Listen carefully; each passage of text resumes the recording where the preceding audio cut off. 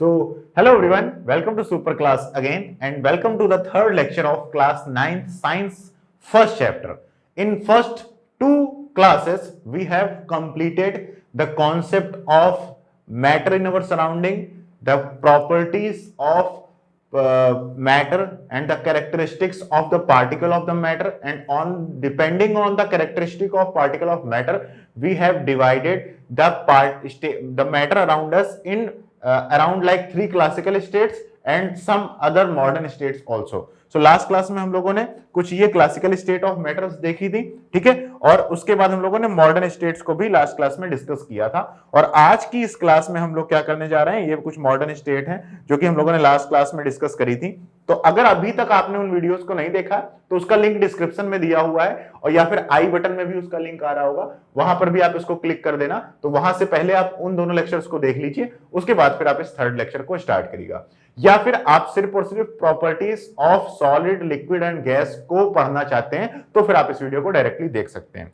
तो आज इस क्लास में हम लोग क्या करने जा रहे हैं, आज इस क्लास में हम लोग बेसिकली डिस्कस करेंगे सॉलिड, लिक्विड और गैसेस की प्रॉपर्टीज को। सॉलिड, लिक्विड और गैसेस की प्रॉपर्टीज को, जैसा कि मैंने आपको बताया था कि आपकी जो ये मतलब क्लासिकल स्टेट्स होती हैं, यही हमारी मेन स्टेट्स हैं, इन्हें ही हमें पढ़ना है, यही हमारे सिलेबस में मेंशन्ड है, तो हम इनके ही प्रॉपर्टीज को पढ़ेंगे। इसके अलावा मैंने जितनी स्टेट्स ऑफ मैटर आपको लास्ट क्लास में बताई थी, उनके बारे में मैंने आपको जितना बताया था बस उतना ही आपके लिए काफी था। आप उन पॉइंट्स को नोट कर लीजिए बस, ठीक है। तो चलिए स्टार्ट करते हैं क्लास लेक्चर को आगे। तो हमें क्या करना है भाई, थोड़ा सा आगे नीचे चलते हैं, ठीक है। अच्छा, सीधा क्वेश्चन ही है। तो हाँ, तो हम लोग को क्या भाई डिस्कस करना है, सबसे पहले हम लोग डिस्कस करेंगे किन किन प्रॉपर्टीज को हमें डिस्कस करना है। पहले उन प्रॉपर्टीज को थोड़ा थोड़ा समझ लेते हैं और फिर उनको एक साथ हम लोग कंपेयर कर देंगे सॉलिड, लिक्विड, गैस के लिए, ठीक है। ध्यान से पढ़िएगा, सुनिएगा। देखो, सबसे पहले हम लोग लिखेंगे, यहां पर क्या लिख लिया हम लोगों ने, सॉलिड लिख लिया, ठीक है, कि यहां पर सॉलिड की प्रॉपर्टी क्या है, ठीक है। कंपैरिजन में एक साथ पढ़ाता हूं, सॉलिड, लिक्विड, गैस को एक साथ पढ़ाता हूं तो ज्यादा क्लैरिटी आएगी तुम्हारे दिमाग में, ठीक है। दूसरा मैंने साथ में लिख लिया लिक्विड, ठीक है, और तीसरा मैंने लिख लिया साथ में, यहां पर लिक्विड लिख लिया, और तीसरा मैंने साथ में लिख लिया क्या, गैसेस, ठीक है। सॉलिड, लिक्विड, गैसेस मैंने आपको यहां पर तीनों को लिख लिया। अब यहां पर हम लोग बात करेंगे कि किस प्रॉपर्टी को हमें डिस्कस करना है, किस प्रॉपर्टी का हमें कंपैरिजन या फिर डिस्कशन करना है। तो प्रॉपर्टी को पहले मैं बताऊंगा, फिर प्रॉपर्टी का मतलब बताऊंगा, फिर उनको हम लोग सॉलिड, लिक्विड, गैस तीनों के लिए कंपेयर करेंगे, ठीक है। और मैंने तुमको पहले एक बात पहले ही बता दी थी, क्या, कि भाई दो चीजें सबसे ज्यादा इंपॉर्टेंट थी। एक तो क्या था, जो स्पेस है कि पार्टिकल्स के बीच में स्पेस कितना है स्टेट ऑफ मैटर में, ये सबसे इंपॉर्टेंट होता है, और दूसरा होता है force of attraction between particles. अगर ये दो बातें तुम्हें सॉलिड, लिक्विड, गैस के लिए क्लियर है ना, तो जितनी भी प्रॉपर्टीज, कोई भी प्रॉपर्टी तुमसे पूछी जाए तुम उसको बता सकते हो। सबसे पहले तो यही देख लेते हैं प्रॉपर्टी, हम लोग सबसे पहले देख लेते हैं space between particles. Space between particles, अगर स्पेस बिटवीन पार्टिकल्स की बात करें, ये लास्ट क्लास में भी मैंने तुमको बताया हुआ था, तो तुम ही बताओ भाई, सॉलिड, लिक्विड, गैस में सबसे ज्यादा स्पेस और सबसे कम स्पेस किसमें होता है, बताओ बताओ, फटाक से बताओ, बताओ, बोलो। तो देखो, सॉलिड में क्या होता है, ये मिनिमम होता है, मिनिमम होता है। देखो, हमेशा मिनिमम मैक्सिमम जब हम बोल रहे हैं तो हम सिर्फ इन तीन को रिलेटिव ले रहे हैं, सॉलिड, लिक्विड और गैस के कंपैरिजन में जो स्पेस बिटवीन पार्टिकल्स होता है वो मिनिमम होता है किसमें, सॉलिड में। ये बात ध्यान रखना तुम लोग, ठीक है, क्योंकि जो प्लाज्मा और बोस-आइंस्टाइन कंडेंसेट और सुपर क्रिटिकल लिक्विड फ्लूइड और जो सुपर सॉलिड और ऐसे बहुत सारे और भी मॉडर्न स्टेट्स हैं, उनके बारे में, उनकी प्रॉपर्टीज को हमें डिस्कस नहीं करना है, वो हमारे सिलेबस का पॉइंट नहीं है, ठीक है। वो तो हायर क्लासेस के सिलेबस का भी पॉइंट नहीं है, वो तो बिल्कुल ही रिसर्च में जाकर करना पड़ता है आपको, जब आप साइंटिस्ट बनोगे साइंस में जाके, ठीक है। तो ध्यान रखना कि आपस में इन तीनों को ही कंपेयर कर रहे हैं हम। तो space between particle is minimum in solid and maximum in gases और इंटरमीडिएट इन लिक्विड्स, ठीक है। दूसरा इंपॉर्टेंट पॉइंट क्या था, दूसरा इंपॉर्टेंट पॉइंट था आपका force of attraction between particles. Force of attraction between particles के बीच में फोर्स ऑफ अट्रैक्शन, तो वो कैसे, वो किसमें होगा, वो भाई किसमें होगा, फोर्स ऑफ अट्रैक्शन मैक्सिमम किसमें होगा, बताओ, मैक्सिमम किसमें होगा, ये मैक्सिमम होगा सॉलिड्स में। तो यहां पर मैक्स, यहां पर मिनिमम, और यहां पर आपका वही इंटरमीडिएट। आ रही बात समझ, सबसे maximum force of attraction solids में ही होता है, इसलिए उनको ब्रेक करना आसान है, मतलब आसान नहीं होता, ये लास्ट क्लास में सब बता चुका हूं मैं तुमको। नेक्स्ट चीज हम लोग देखते हैं। अब देखो इन दोनों के आधार पर जिस भी नई प्रॉपर्टी की मैं बात करूंगा वो तुम अब डिस्कस कर सकते हो। सबसे पहले बात करते हैं शेप की। शेप जानते हो ना, मतलब कैसा अपीयरेंस है उसका। तो जो अपीयरेंस होता है किसी चीज का, वो जो हमें दिख रहा है कि वो कैसा है, उसे हम लोग क्या बोलते हैं, उसका शेप बोलते हैं। तो शेप, सॉलिड्स का शेप क्या होता है, फिक्स होता है। सॉलिड का शेप क्या होता है, फिक्स्ड शेप। फिक्स्ड शेप होता है ना सॉलिड का। देखो ये पेन है, उतनी देर से मैं पढ़ा रहा हूं, तुम्हारी स्क्रीन है, तुम्हारी स्क्रीन देखो उतनी देर से वैसी है ना, ऐसी तो नहीं ना कि अपने मन से टूट टाट रही है या फिर टेढ़ी मेढ़ी हुई जा रही है। लेकिन अगर अब गैसेस की बात करें तो ये नॉट फिक्स्ड होता है, बिल्कुल भी नॉट फिक्स्ड होता है, ठीक है। और साथ ही साथ अगर हम लिक्विड की बात करें तो लिक्विड का भी क्या होता है, नॉट फिक्स्ड होता है, नॉट फिक्स्ड होता है, ठीक है। और शेप की अगर बात करें और डिटेल में, तो जो गैसेस और लिक्विड का शेप होता है ना, ये शेप आसानी से मतलब बदला जा सकता है। इसका शेप क्या कर सकते हैं, आसानी से बदल सकते हैं।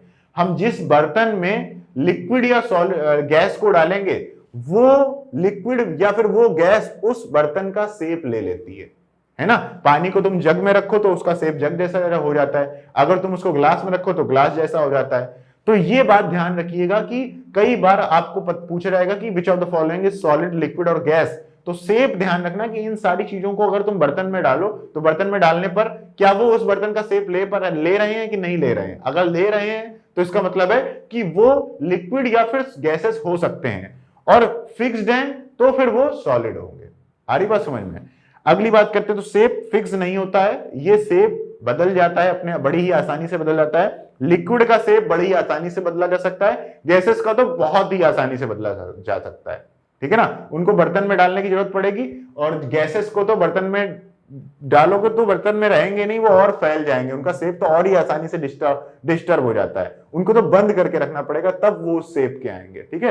तो ये बात भी आपको दिमाग में अपने क्लियर रखनी है। शेप के बाद हम लोग नेक्स्ट चीज चेक करते हैं वॉल्यूम की। किसकी, वॉल्यूम की।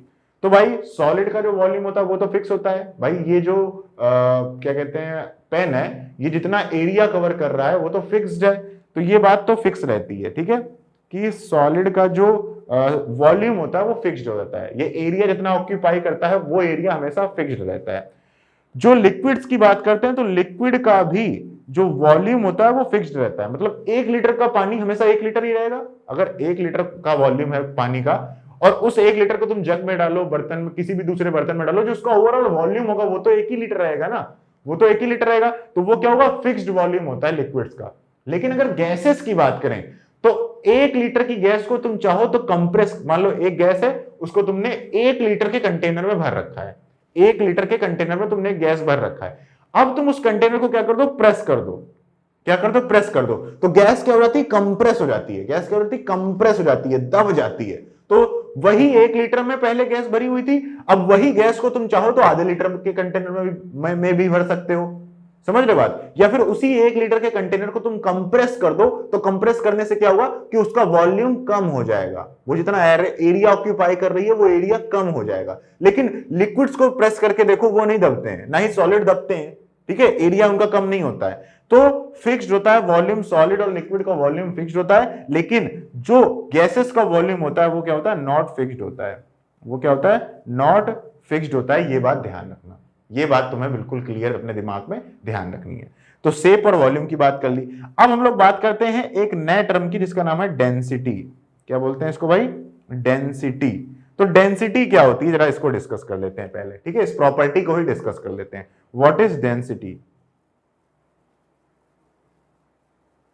What is density.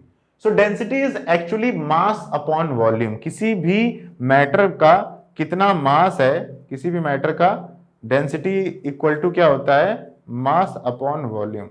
उस मैटर का मास कितना है और वो कितना वॉल्यूम ऑक्यूपाई करता है। अगर इन दोनों को एक दूसरे से डिवाइड कर दिया जाए तो ये क्या बताता है, उस ऑब्जेक्ट की डेंसिटी के बारे में बताता है।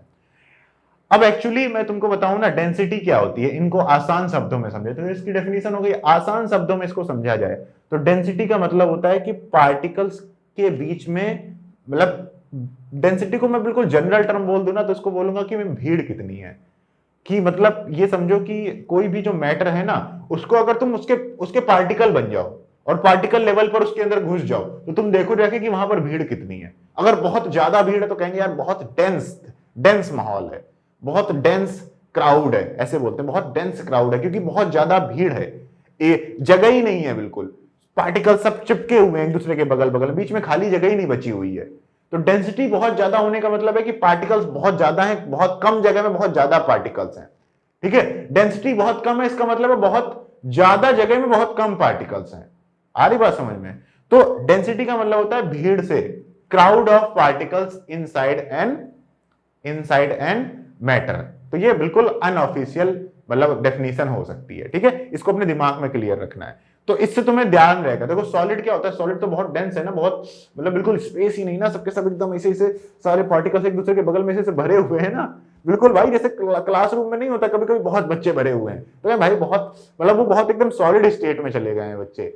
और कहीं कहीं पे पार्क में घूम रहे हैं, हल्के हल्के ढीले ढीले घूम रहे हैं, कोई मतलब ही नहीं है, वहां दूर दूर घूम रहे हैं, तो वो गैसियस स्टेट में है लोग वहां पर। ठीक है, और कहीं कहीं पर आराम से बैठे हुए एकदम ऐसे wave when I get older I will be stronger, ऐसे ऐसे कर रहे हैं। तो वहां पर क्या है, वहां वो लिक्विड स्टेट में है वो सारे के सारे जनता। ठीक है, तो इस तरीके से अपने दिमाग में ध्यान रखना इस चीज को। ठीक है, फिजिकल सिग्निफिकेंस इस तरीके से ध्यान रखना, और जो इसकी डेफिनेशन है वो तो मैंने बता दी। अब तुम बता दो, अब तुम खुद बता दो भाई, अब मैं तुमसे ही पूछ रहा हूं, बताओ डेंसिटी, अब तुम बताओ किस में सबसे ज्यादा डेंसिटी होगी, पार्टिकल्स किस में एकदम ठसे ठसे बैठे हुए हैं, किस में एकदम भरे हुए हैं, एकदम ठूस ठूस के, किस में भरे हुए हैं बताओ भाई? सॉलिड में भरे हुए हैं, सॉलिड में ही तो भरे हुए हैं। तो सॉलिड में डेंसिटी क्या होगी, हाईएस्ट होगी, highest density among solid liquid gas. Lowest किस में होगी, गैसेस में। और इंटरमीडिएट किस में होगी, तुम्हारी किस में होगी, लिक्विड्स में। बताओ, इसमें कोई प्रॉब्लम नहीं हुई ना? इसके बाद डेंसिटी के बाद अगली बात आती है कंप्रेसिबिलिटी की, कंप्रेसिबिलिटी की, कंप्रेसिबिलिटी की बात आती है। कंप्रेसिबिलिटी का मतलब भाई कितना आसानी से किसी चीज को कंप्रेस किया जा सकता है। जैसे इसको, जैसे ये पेन है, ठीक है, अब मैं इस पेन को लेके ऐसे कस के कंप्रेस करूं, कंप्रेस करूं, कंप्रेस करूं, कंप्रेस हो रहा है, नहीं दब रहा है ना। यहीं पर अगर गैस होती तो गैस को अगर मैं कंप्रेस करता तो गैस आसानी से कंप्रेस हो जाती, और लिक्विड को भी कंप्रेस करना आसान नहीं है, अभी मैंने तुमको बताया था। तो कंप्रेसिबिलिटी क्या होती है, बहुत हाई होती है, हाईली कंप्रेसिबल होती है गैसेस।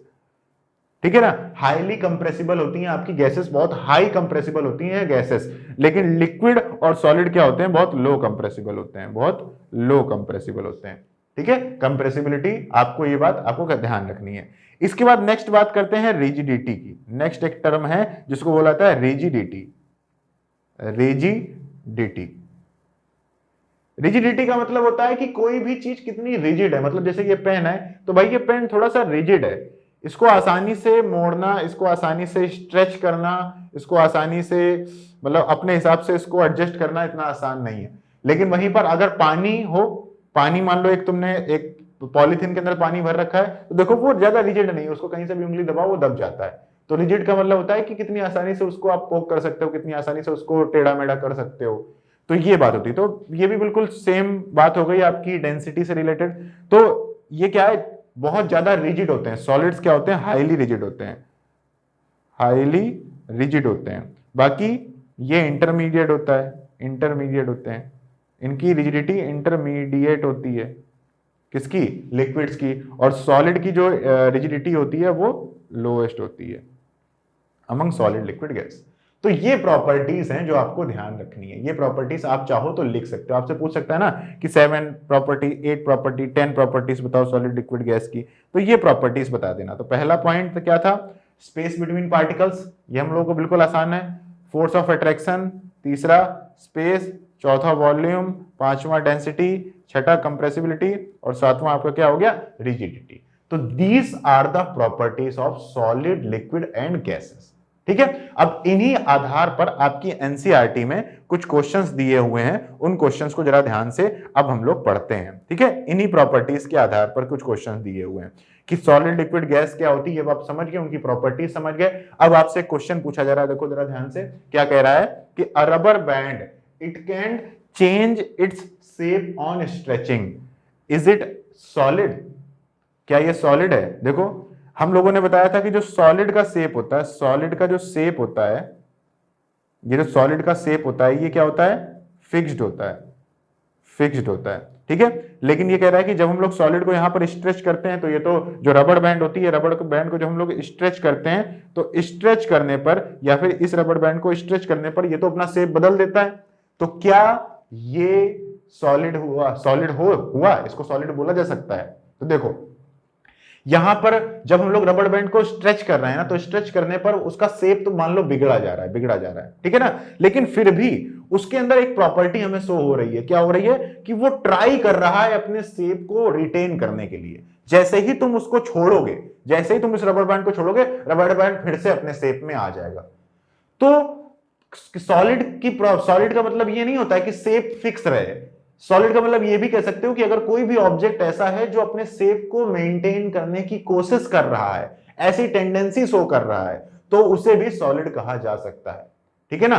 तो rubber band is also solid because it tries to maintain its shape when we stretch it, the shape disturbs, but when we lose it again, the rubber band regains its shape.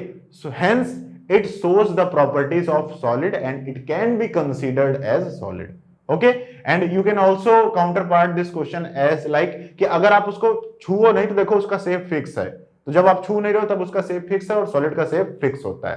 Then this is the answer of your question. ये आपके NCERT में दिया हुआ है, ठीक है ना। इसके बाद नेक्स्ट क्वेश्चन देख लेते हैं, एनसीईआरटी में आपका क्या दिया हुआ है। देखो कितना दिमाग से खेल रहा है तुम्हारे। कह रहा है कि sugar and salt when kept in different jars, these take the shape of the jar, are they solid? कि जो सॉलिड, जो आपके क्या कहते हैं सुगर एंड सॉल्ट हैं, जब इनको हम लोग डिफरेंट जार्स में रखते हैं तो ये उस जार का शेप ले लेते हैं। तो बताओ भाई अब क्या सॉलिड है ये? अब भी तुम इनको सॉलिड कहोगे? तो देखो सॉलिड जो तुम्हारी ये जो गैस सॉल्ट हो गया या फिर जो तुम्हारी शुगर हो गई, इनके पार्टिकल्स बहुत छोटे छोटे हैं। इनके पार्टिकल्स क्या हैं? बहुत छोटे छोटे हैं। इस वजह से it seems that they take the shape of the jar when we put into a jar. But when we put sugar और salt in a jar, it seems like कि they have taken the shape of that jar, but it is not true. वो actually उसका shape ले ही नहीं रहे, वो तो जिस शेप में थे उसी शेप में ही है। सॉल्ट एंड शुगर जिस शेप में था उसी शेप में ही है। एक्चुअली हम लोगों ने क्या किया है कि जो सॉल्ट होती है ना या फिर जो शुगर होती है ना, इनके बड़े बड़े पार्टिकल्स को हम लोगों ने ब्रेक करके बहुत स्मॉल पार्टिकल्स में चेंज कर लेते हैं। हम लोग इसको क्या करते हैं, बहुत ही ज्यादा स्मॉल पार्टिकल्स में हम लोग इसको चेंज कर लेते हैं। फिर ये स्मॉल पार्टिकल्स एक दूसरे के साथ अरेंज हो कर एक ओवरऑल अपीयरेंस शो करते हैं, जो हमें लगता है कि उस सॉल्ट या शुगर का शेप है। तो सॉल्ट या शुगर का जो शेप है वो एक्चुअली जो जिस अपीयरेंस में हमें क्रश्ड सॉल्ट या फिर जो क्रश्ड आपका शुगर है जो दिख रहा है अपीयरेंस में, वो एक्चुअल उसका शेप नहीं है। The actual shape of sugar और salt is the shape of the small particles of the sugar and they don't get disturbed when we put them in any jar। जब हम लोग किसी भी जार में क्या कहते हैं सॉल्ट या शुगर को रखते हैं तो ओवरऑल अपीयरेंस तो बदलता है, बट उनके जो स्मॉल पार्टिकल्स हैं, जो उनके मतलब स्मॉल पार्ट्स ऑफ शुगर हैं, जो स्मॉल पार्टिकल्स हैं, उनका शेप नहीं बदलता है। Hence they will considered as solids. Okay, you have to be very clear about that point. Okay, ये बात बहुत ही दिमाग से अपने बिल्कुल क्लियर रखना अपने दिमाग में। अगला क्वेश्चन देखो, अगला क्वेश्चन कह रहा है liquids generally have lower density as compare to solids, but you must have observe that ice floats on water, find out why. तो इससे ये कह रहा है कि भाई जो लिक्विड्स होते हैं उनकी डेंसिटी कम होती है, सॉलिड्स की डेंसिटी ज्यादा होती है। ये तो बात तुमको दिमाग में क्लियर है ना कि सॉलिड में पास पास होते हैं पार्टिकल, भीड़ ज्यादा होती है तो वहां पर उनकी डेंसिटी ज्यादा होगी। लिक्विड थोड़े से दूर दूर होते हैं पार्टिकल्स तो उनमें डेंसिटी थोड़ी सी कम होगी। अब ये कह रहा है फिर भी जो बर्फ होती है वो पानी पे तैरती है। जैसे आपके सामने देखो ये पानी दिया हुआ है, इसमें जो आइस है वो फ्लोट कर रही है, नीचे नहीं बैठी हुई है। तो क्यों फ्लोट कर रही है? Why it is happening? Okay, तो इसका आंसर आपको मिलेगा, कब मिलेगा? जब आप फ्लोटिंग का कॉन्सेप्ट सीखोगे। तो पहले मैं तुम्हें बताता हूं कि फ्लोटिंग क्यों होती है और कब होती है। फ्लोटिंग के कॉन्सेप्ट को समझते हैं। फ्लोटिंग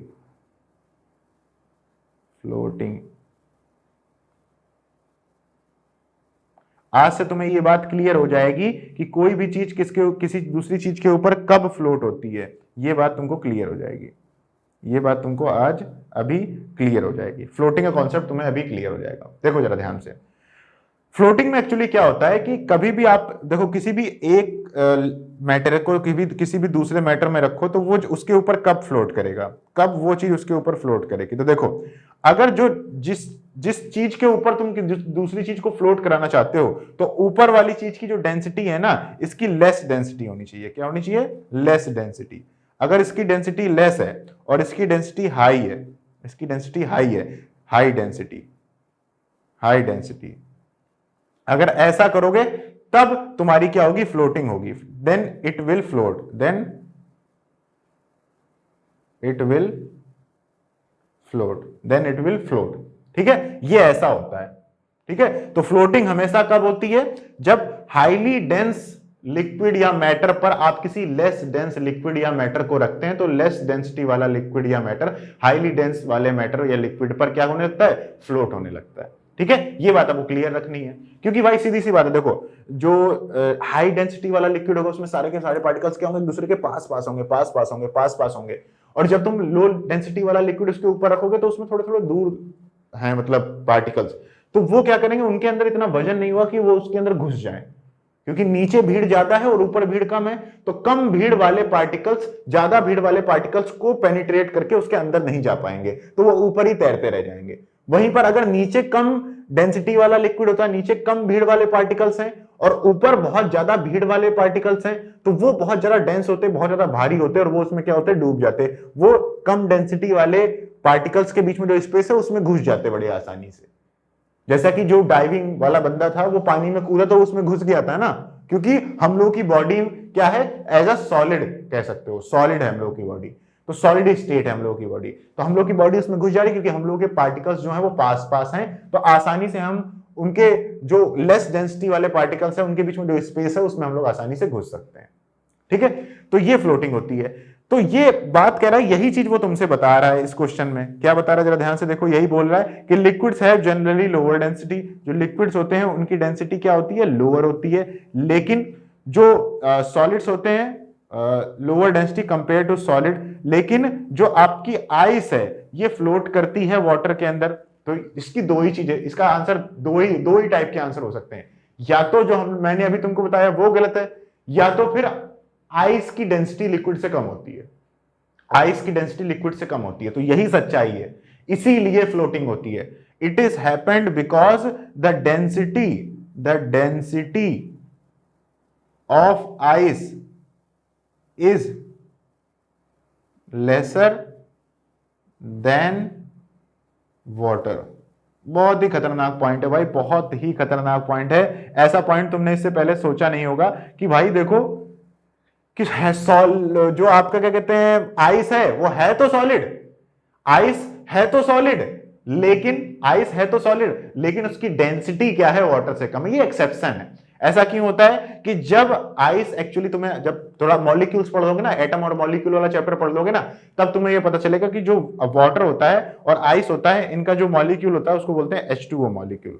तो जब ये H2O मॉलिक्यूल एक दूसरे के साथ फ्रीज होते हैं ना, तो फ्रीज होने पे ऐसी फ्रीजिंग होती है क्योंकि ये टेढ़ा टेढ़ा है ना, इस तरीके से ऐसा इसका स्ट्रक्चर होता है। टेढ़ा टेढ़ा स्ट्रक्चर होने की वजह से जब ये आपस में पैक होते हैं ना, तो पैक होने की वजह से वो सही से एक दूसरे के पास पास उतने ज्यादा आ नहीं पाते हैं। और लिक्विड स्टेट में, जबकि ये लिक्विड में रहते हैं तो हमेशा हिलते डुलते रहते हैं, तो एक दूसरे के पास, जैसे मान लो कि दो खांचे हैं ऐसे टेढ़े टेढ़े, अगर इनको तुमने फिक्स कर दिया तो या तो ये दोनों ऐसे फिक्स हो जाएंगे, या तो तुमने इनको फिक्स कर दिया तो दोनों ऐसे फिक्स हो जाएंगे। देखो दोनों ही केस में इनके बीच का स्पेस क्या है? बहुत ज्यादा है। लेकिन अगर ये लिक्विड स्टेट में रहेंगे तो ये कभी ऐसे हैं, कभी ऐसे हैं, कभी ऐसे एक के ऊपर एक रख जाएंगे। तो लिक्विड स्टेट में क्या होता है? जो space between particles of water molecules होता है या फिर वाटर पार्टिकल्स होता है, वो क्या होता है? कम होता है as compare to solid. And because of it happens that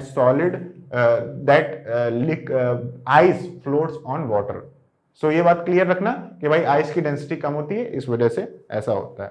ठीक है, और डेंसिटी कम क्यों होती है? कि फ्रीजिंग के टाइम पर आइस के बीच में जो थोड़ी बहुत मतलब जो आइस के बीच में जो एरिया होता है वाइल फ्रीजिंग वो बढ़ जाता है। ठीक है, बस इतना ही ध्यान रखना है। अभी अगला आपसे कह रहा है क्वेश्चन कि भाई जो स्पॉन्ज होता है, sponge is a solid yet we all able to compress it. जो स्पॉन्जेस नहीं होते घर में बर्तन मांजने वाले, कहते हैं ये तो भाई आपका सॉलिड होता है लेकिन हम लोग इसको कंप्रेस कैसे कर लेते हैं? तो we can do it because भाई जो ये आपका स्पॉन्जेस होते हैं ना, इनके बीच में एक्चुअली एयर ट्रैप्ड होती है। क्या होती है? इनके बीच में एयर ट्रैप्ड होती है।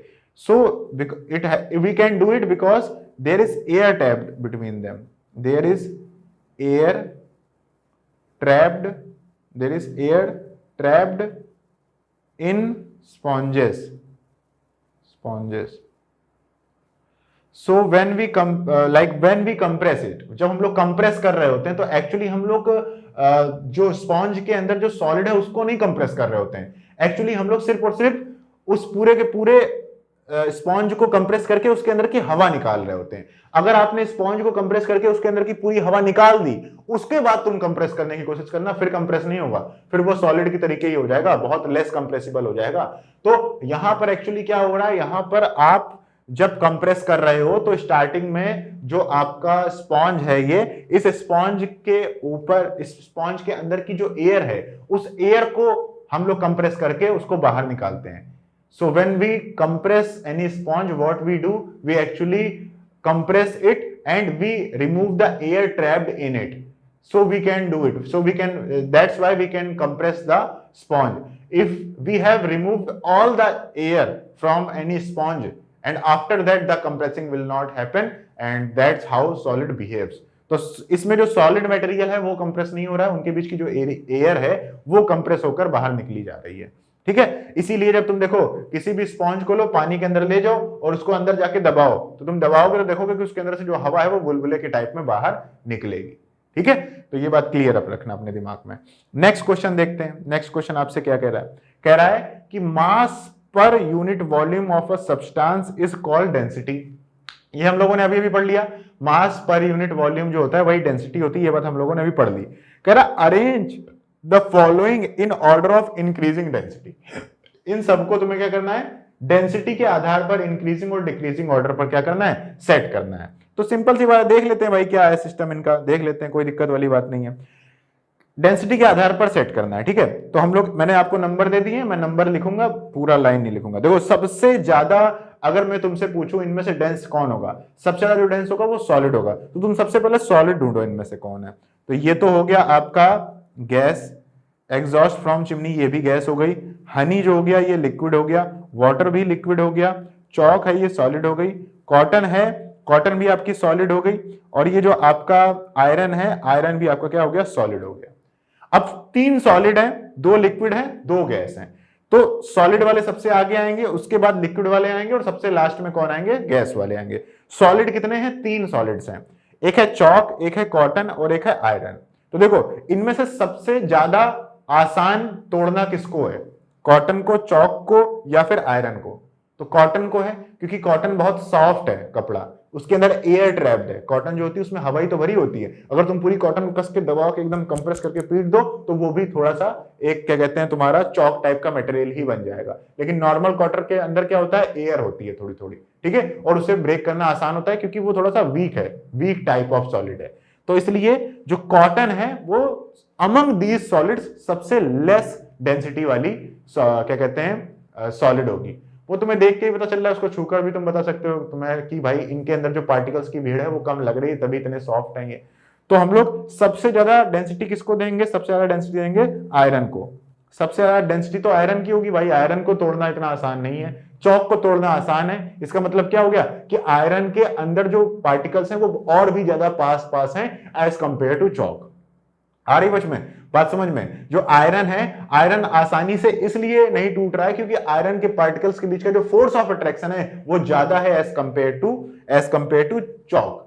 तो इसका मतलब हो गया कि जो आयरन हैं वहां पर बहुत ही कम स्पेस में बहुत ज्यादा पार्टिकल्स हैं। इसका मतलब हो गया कि उसकी डेंसिटी बहुत ज्यादा है, वहां पर उसको ब्रेक करना आसान नहीं है, वो बहुत ही आसानी से टूट नहीं रहा है। इसका मतलब है कि उनके अंदर पार्टिकल्स बहुत ज्यादा ठसे ठसे भरे हुए हैं। इसका मतलब हो गया कि वो बहुत डेंस है, वो बहुत ज्यादा डेंस पार्टिकल है, ठीक है। ये तो फिजिकल तरीके से तुम बता सकते हो, लेकिन अगर तुमसे मैं कहूं कि तुम कंपेयर करो, मैथमेटिकली प्रूफ करके बताओ इस चीज को, ये तो हवा में बात करने का क्या तरीका है, इसको प्रूफ करके दिखाओ, तो मैं आपसे कहूंगा कि आप डेंसिटी क्या होती है, डी इक्वल टू होता है mass upon volume M upon V. मैं आपसे कहूं 1 किलोग्राम लेकर आओ, 1 किलोग्राम लोहा लेकर आओ, आयरन लेकर आओ, 1 किलोग्राम चौक लेकर आओ और 1 किलोग्राम क्या कहते हैं कॉटन लेकर आओ। बताओ सबसे ज्यादा एरिया कौन कवर करेगा, 1 किलोग्राम की आयरन या फिर 1 किलोग्राम का कॉटन या फिर 1 किलोग्राम की चौक? सबसे ज्यादा एरिया कौन कवर करेगा, 1 किलोग्राम। तो आपने मास फिक्स कर दिया कि 1 किलोग्राम ऑफ मैटर लेना है, ठीक है। अब चलो मैं तुमको इसको बढ़िया से अच्छे से समझाता हूं, ठीक है। 1 किलो देखना ध्यान से, अब इसको थोड़ा सा मैथमेटिकली प्रूफ करके देखते हैं, क्योंकि कोई टीचर तो हो सकता है या फिर कोई स्कूल में कोई ऐसे बोल सकता है कि ये क्या बता रहे हो, थोड़ा अच्छे से समझाओ। तो देखो क्या कर दें, आपने क्या किया, आपने लिया यहां पर आयरन, ठीक है, आयरन, दूसरी जगह आपने लिया कॉटन, कॉटन, ठीक है, तीसरी जगह आपने क्या लिया, तीसरी जगह आपने लिया आपकी चौक, चौक ले ली, ठीक है। अब आपने इनका जो मास लिया 1 kg की ले लिया, ठीक है, 1 kg, 1 kg और 1 kg, ठीक है। और इन जो आयरन 1 kg का आयरन का वॉल्यूम हमने मान लिया V1 है, इसका जो वॉल्यूम कवर कर रहा है जो कॉटन, उसका वॉल्यूम मान लिया V2 है, और चौक का जो वॉल्यूम है वो मान ले रहे हैं V3 है, ठीक है। अब डेंसिटी D1, ठीक है, अब जब सबका m सेम है, सबका 1 upon V1, D2 equal to क्या है 1 अपॉन V2 और D3 इक्वल टू क्या है 1 अपॉन V3, ठीक है। अब तुम ही बताओ सबसे ज्यादा वॉल्यूम किसका होगा, 1 kg ऑफ कॉटन का या 1 kg ऑफ चौक का या 1 kg ऑफ आयरन का? तुम खुद ही तौल के देख लो जाके, रियल लाइफ एक्सपीरियंस कर लो जाके, तुम्हें पता चलेगा सबसे ज्यादा जो एरिया कवर करने वाली चीज होगी 1 kg में वो होगी तुम्हारी कॉटन। तो कॉटन का वॉल्यूम सबसे ज्यादा होगा। मैं एग्जांपल के तौर पर रख ले रहा हूं कि 10 लीटर का स्पेस कवर कर रही है तुम्हारी कॉटन, ठीक है। तो मैंने बोल दिया मान लो कि 10 है, तो इसको मैं बोल दे रहा हूं 1/10, ठीक है। अब सबसे कम किसका होगा, सबसे कम देखो लोहा सबसे कम जगह हो, सबसे छोटा लोहा जो होगा, सबसे छोटा लोहे का टुकड़ा सबसे ज्यादा भारी होता है। सेम उसी शेप का चौक उठाओ और सेम उसी शेप का क्या कहते हैं तुम लोहा उठाओ, तो लोहा ज्यादा भारी होता है। तो 1 kg का लोहा बहुत कम जगह कवर कर रहा होगा, तो उसका वॉल्यूम मैं मान ले रहा हूं, चलो 1 ये वॉल्यूम 1 लीटर मान लेता हूं, उसका वॉल्यूम जो है 1 लीटर है। और जो चौक होगी, चौक का वॉल्यूम मान लो, मैं मान ले रहा हूं कि 2-3 लीटर है मान लो, ठीक है, कि चौक थोड़ा ज्यादा वॉल्यूम कवर करेगी, बहुत ज्यादा नहीं करेगी चौक की कॉटन की तरीके, लेकिन इससे तो 1 किलोग्राम की चौक का जो वॉल्यूम होगा वो 1 किलोग्राम ऑफ आयरन से तो ज्यादा ही होगा, इतना तो हमको कंफर्म पता चल रहा है। तो बताओ 1/1 कितना आया, 1 आया, 1/10 कितना आया, 0.1 आया, ठीक है, 1/3 कितना आया, 0.33 आया। तो बताओ डेंसिटी किसकी सबसे ज्यादा है, सबसे ज्यादा डेंसिटी आई आयरन की, ठीक है। उसके बाद किसकी आई, चौक की, उसके बाद किसकी आई, तुम्हारी कॉटन की। आ रही बात समझ में? तो इस तरीके से तुम मैथमेटिकली भी प्रूफ कर सकते हो। तो यहां पर हम लोग सबसे पहले किसको रखेंगे, सबसे पहले हम लोग रखेंगे, यहां पर हम लोग सबसे पहले रखेंगे 7 नंबर को, उसके बाद 5 नंबर को और उसके बाद 6 नंबर को। कोई दिक्कत नहीं ना इसमें, इसमें तो कोई प्रॉब्लम नहीं हो रही है ना तुमको, ठीक है। चलो अच्छी बात है। अब इसके बाद लिक्विड की बात कर लेते हैं। तो लिक्विड में बताओ कौन डेंस ज्यादा है, वाटर या फिर हनी, कौन ज्यादा लिक्विड, मतलब तुम चाहो तो सेम 2 लीटर का पानी लेना और 2 लीटर का हनी लेना, देखना किसका मास ज्यादा है, जिसका मास ज्यादा होगा उसका डेंसिटी भी ज्यादा होगी। और भीड़ से हम लोग आइडिया तो लगा ही रहे हैं ऐसे ही प्रैक्टिकली, तो इसका मतलब हो गया हनी ज्यादा डेंस है एज कंपेयर टू वाटर, तो यहां पर वाटर की डेंसिटी कम होगी। अब एयर और एग्जॉस्ट फ्रॉम चिमनी, चिमनी के अंदर से जो हवा निकल रही है उसमें बहुत ज्यादा पार्टिकल्स हैं, क्योंकि वो जल रहा है ना, काला काला धुआं हो गया ना, काला काला धुआं है, आर पार नहीं देख पा रहे हो उस धुएं से। क्यों नहीं देख पा रहे हो, क्योंकि उसमें बहुत सारे पार्टिकल्स ज्यादा है। तो पार्टिकल्स ज्यादा है इसका मतलब है भीड़ ज्यादा, भीड़ ज्यादा इसका मतलब डेंसिटी ज्यादा, सिंपल सी बात है। तो यहां पर क्या हो गया, 2 नंबर आएगा और उसके बाद क्या आएगा, 1 नंबर आएगा। तो ये हम लोग क्या कर सकते हैं, यहां पर इसका कुछ अरेंजमेंट कुछ इस तरीके से कर सकते हैं। तो ये बात तुमको क्लियरली समझ में आ गई? तो बस आज के लिए इतना ही रखते हैं। हम लोगों ने अभी इस लेक्चर में क्या क्या पढ़ा है एक बार मैं फिर से तुमको ये पूरा का पूरा कवर करा देता हूँ, ठीक है, रिवाइज करा देता हूँ। हम लोगों ने मेनली आज क्या पढ़ा हुआ है, लास्ट क्लास में हम लोगों ने ये सब पढ़ा था कि classical state of matter, solid liquid gas क्या होते हैं, मॉडर्न स्टेट क्या होती है, इनके बारे में थोड़ा थोड़ा इन्फॉर्मेशन मैंने बताई थी। और आज के क्लास में मैंने तुमको बताया है properties of solids, properties of liquid, properties of gases, कि space between particles solid liquid gas में, force of attraction between particles solid liquid gas में, शेप के बारे में कंपैरिजन करना सॉलिड लिक्विड गैस में, वॉल्यूम के बारे में कंपैरिजन करना सॉलिड लिक्विड गैस में, डेंसिटी के बारे में कंपैरिजन करना सॉलिड लिक्विड गैस में, कंप्रेसिबिलिटी के बारे में कंपैरिजन करना सॉलिड लिक्विड गैस में, और रिजिडिटी के बारे में कंपेयर करना सॉलिड लिक्विड गैस में। ये हम लोगों ने कंपेयर किया था, ठीक है। इसके बाद डेंसिटी क्या होती है ये भी मैंने तुमको समझा ही दिया था। और लास्ट में फिर हम लोगों ने जो पढ़ा है वो कुछ क्वेश्चंस किए हैं एनसीईआरटी के based on the properties of solid liquid gas. ये 1 2 3 और ये 4 और ये 5 हम लोगों ने क्वेश्चन किए, ठीक है। तो इतना हम लोगों ने किया है। अब आप सॉलिड लिक्विड गैस की प्रॉपर्टीज के आधार पर जितने भी टाइप ऑफ क्वेश्चंस हैं, वो आईसीएसई बोर्ड के बुक के क्यों ना हो, या फिर प्रीवियस ईयर में आपके एग्जाम में क्यों ना आए हो, या फिर कोई भी कैसे भी क्वेश्चन है, अब आप आसानी से कर लोगे। बस आप 2 चीजें ध्यान रखना, फोर्स ऑफ अट्रैक्शन सबसे ज्यादा होता है सॉलिड में, सबसे कम होता है गैसेस में, स्पेस सबसे कम होता है सॉलिड में और सबसे ज्यादा होता है सॉलिड में। इन 2 कॉन्सेप्ट को ध्यान रखते हुए तुम किसी भी प्रॉपर्टी को कंपेयर कर सकते हो सॉलिड लिक्विड गैस के बारे में, ठीक है। तो इस लेक्चर में अभी फिलहाल हम लोग इतना ही रखेंगे। नेक्स्ट क्लास में हम लोग एक और इंटरेस्टिंग चीज पढ़ेंगे। वो क्या है पता है इंटरेस्टिंग चीज? वो इंटरेस्टिंग चीज ये है कि क्या किसी भी मैटर की स्टेट को भी बदला जा सकता है क्या किसी मैटर की एक स्टेट को हम दूसरे स्टेट में बदल सकते हैं क्या? क्योंकि ऐसा तो हम लोग घर में करते हैं। आइस, पानी होता है, पानी को गर्म करते हैं वो गैस बन जाती है, पानी को ठंडा करते हैं वो आइस बन जाती है। तो ऐसा क्या सब जगह हो सकता है क्या? हर टाइप ऑफ मैटर के साथ ऐसा किया जा सकता है क्या? इस सवाल को आप नेक्स्ट लेक्चर में, मतलब इस सवाल का जवाब आपको नेक्स्ट लेक्चर में मिलेगा। तो तब तक के लिए यूं ही जुड़े रहिए सुपर क्लास के इस ब्यूटीफुल से यूट्यूब चैनल के साथ। और अभी तक भी आपने इस चैनल को सब्सक्राइब नहीं किया है तो प्लीज चैनल को सब्सक्राइब कर लीजिए और वीडियो को लाइक कर दीजिए। और इतनी लास्ट तक अगर आपने ये वीडियो देखी है तो मैं उम्मीद करता हूं कि आपको ये वीडियो पसंद आई होगी, तभी आप लास्ट तक इस वीडियो को देख रहे हो। So thanks for watching this lecture completely and thanks for subscribing our YouTube channel. Bye bye, मिलते हैं नेक्स्ट क्लास में of chapter matter in our surrounding. Bye bye, मिलते हैं नेक्स्ट क्लास में, ठीक है। Bye bye.